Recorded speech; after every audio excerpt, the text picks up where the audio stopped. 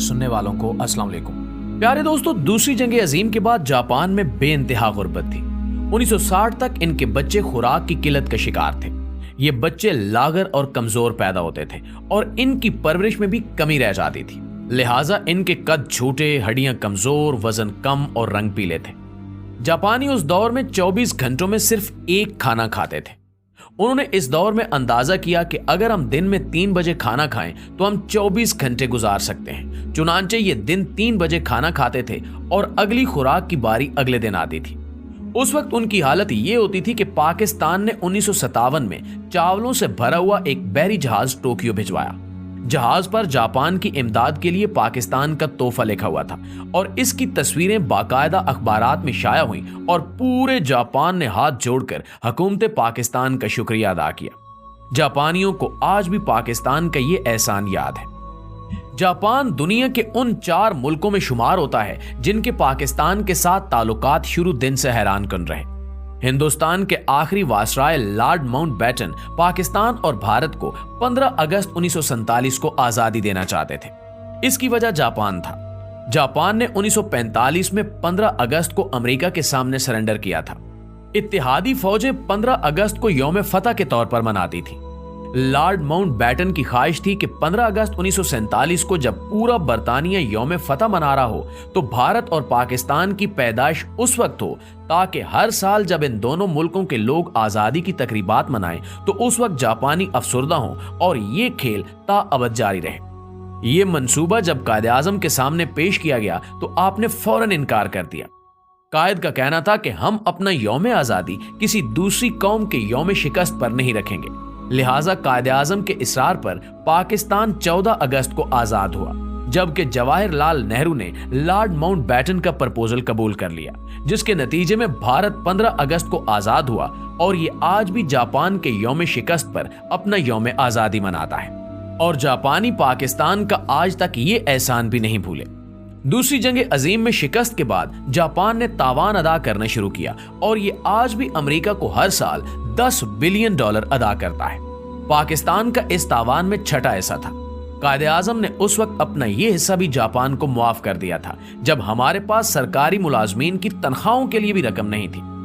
जापानी आज तक ये एहसान भी नहीं भूले और पाकिस्तान ने अपने इब्तिदाई दिनों में जापान को नकद इमदाद भी दी और जापान को आज तक ये भी याद है। चुनांचे कहने का मकसद ये है कि एक पाकिस्तान ऐसा भी होता था। हमारी दरिया दिली सिर्फ जापान तक महदूद नहीं थी। हमने 1950 की दहाई में जर्मनी को 5 करोड़ रुपए कर्ज दिया था। पोलैंड के मुतासरीन को पनाह दी थी। चीन का दुनिया के साथ राब्ता कराया था। PIA दुनिया की पहली एयरलाइन थी जिसने चीन की सरजमीन को छुआ था और मौजे तंग और चुएन लाई ने एयरपोर्ट आकर हमारी फ्लाइट का इस्तकबाल किया था। हमने मौजे तंग को जाती इस्तेमाल के लिए जहाज भी गिफ्ट किया था और ये जहाज आज भी चीन के म्यूजियम में पाकिस्तान के शुक्रिया के साथ खड़ा है। हमने अपने तुर्क भाइयों की क़याम पाकिस्तान से पहले भी मदद की थी और क़याम के बाद भी। तुर्की के ज्यादातर उमराई फौजी अफसरों और सियासतदानों के बच्चे पाकिस्तान में तालीम हासिल करते थे। हमने इस्तांबुल में पहला बोइंग त्यारा उतारा था और तुर्की ने उसके लिए एयरपोर्ट पर नया रनवे बनाया था और पूरी काबीना इसके इस्तकबाल के लिए एयरपोर्ट आ गई थी। हमने मोरक्को, ट्यूनिस और अल जज़ायर की आजादी में भी मरकजी किरदार अदा किया। पाकिस्तान ने इनकी सियासी क़यादत को पासपोर्ट भी दिए और अक़वाम मुत्तहिदा में अपने बेंच से इन्हें खिताब का मौका भी दिया। चीन और अमेरिका का पहला राब्ता और हेनरी किसिंजर और सदर रिचर्ड निक्सन के चीन के पहले दौरे का इंतजाम भी हमने किया था। चीन में लोहे का पहला कारखाना पीको की तर्ज पर लगा था और चुएन लाई इसे देखने के लिए अपने मायरीन के साथ 1960 की दहाई में लाहौर आए थे। नाज़रीन, ईरान की तरक्की और यूरोप और अमेरिका के साथ ताल्लुकात में भी पाकिस्तान ने इंतहाई अहम किरदार अदा किया था। शाह ईरान हर दूसरे माह पाकिस्तान का दौरा करते थे और पाकिस्तान की तरक्की को हैरत से देखते थे। फलस्तीन के लिए पहली आलमी आवाज भी हमने उठाई थी। शाम, उर्दन और मिस्र की सिफारतकारी, आजादी और बहाली में भी पाकिस्तान का अहम किरदार था। सऊदी अरब में 1970 तक पाकिस्तान से ज़कात जाती थी और सऊदी शहरी खाना काबा में पाकिस्तानियों के रिज्क में इजाफे के लिए दुआएं किया करते थे। UAE की तरक्की में भी पाकिस्तान का अहम किरदार था। दुनिया की चौथी बेहतरीन एयरलाइन यानी एमिरेट्स का कोड EK है और इसका K कराची है। ये एयरलाइन कराची से स्टार्ट हुई थी, हमने इन्हें जहाज भी दिया था और अमला भी, लिहाजा ये आज भी अमारात कराची है। माल्टा के बच्चों के सिलेबस में पीआईए का पूरा एक बाब है। सिंगापुर एयरलाइन और पोर्ट दोनों पाकिस्तानियों ने बनाई। इंडोनेशिया और मलेशिया की अशराफिया के बच्चे पाकिस्तान में पढ़ते थे। मलेशिया का आईन तक पाकिस्तानी वकला ने लिखा था। जनूबी कोरिया की ग्रोथ में महबूबुल हक के 5 साला मंसूबे का अहम किरदार था। भारत 1990 की दहाई में पाकिस्तान से बिजली खरीदता रहा और मनमोहन सिंह ने शाइनिंग इंडिया का पूरा मंसूबा पाकिस्तान से लिया था। दुनिया की 3 बड़ी इंजीनियरिंग फॉरम्स ने 1960 की दहाई में कंसोर्शियम बनाकर मंगला डैम की बिड की थी और हार्वर्ड यूनिवर्सिटी की इंजीनियरिंग क्लास के तालिब इल्म जहाज भरकर मुताले और मुशाहिदे के लिए मंगला आते थे और इस मंसूबे को हैरत से देखते थे। मुस्लिम दुनिया के 27 मुल्कों के फौजी अफसर पाकिस्तानी अकेडमियों में ट्रेंड हुए और बाद अज़ां अपने अपने मुल्कों में आर्मी चीफ बने। यूएई की फर्मर आवाज जैद बिन सुल्तान अल नहान 1970 की दहाई तक पाकिस्तान के दौरे पर आते थे तो इनका इस्तकबाल कमिश्नर रावलपिंडी करता था।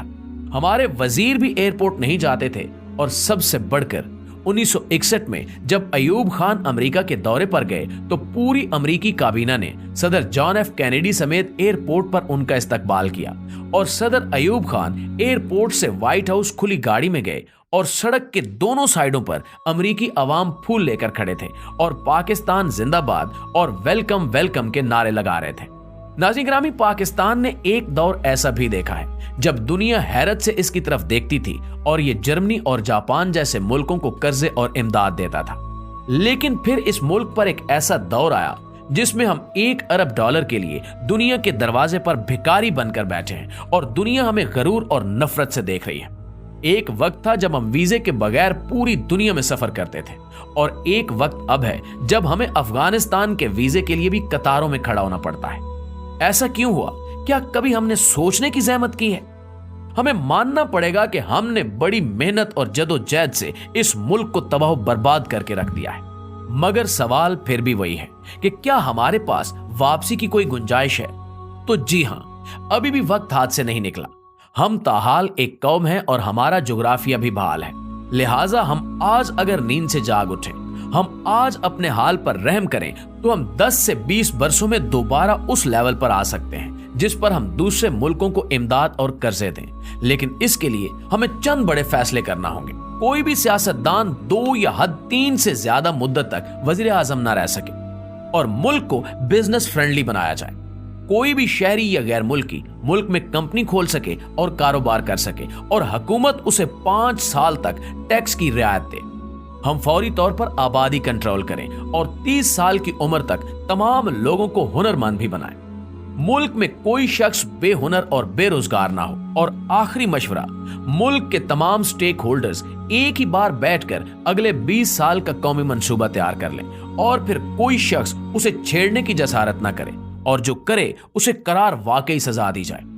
नाज़रीन, आप यकीन कीजिए कि हम इन चंद इकदामात से एक बार फिर इज्जत और आबरू की शाहराह पर आ सकते हैं, वरना हम इसी तरह भीख मांग मांग कर खत्म हो जाएंगे और तारीख के औराक में हमारा जिक्र तक नहीं मिलेगा। आखिर में दुआ है कि अल्लाह ताला इस कौम पर, अल्लाह ताला इस वतन पर अपना रहम व करम नाजिल फरमाए। आमीन सुमा।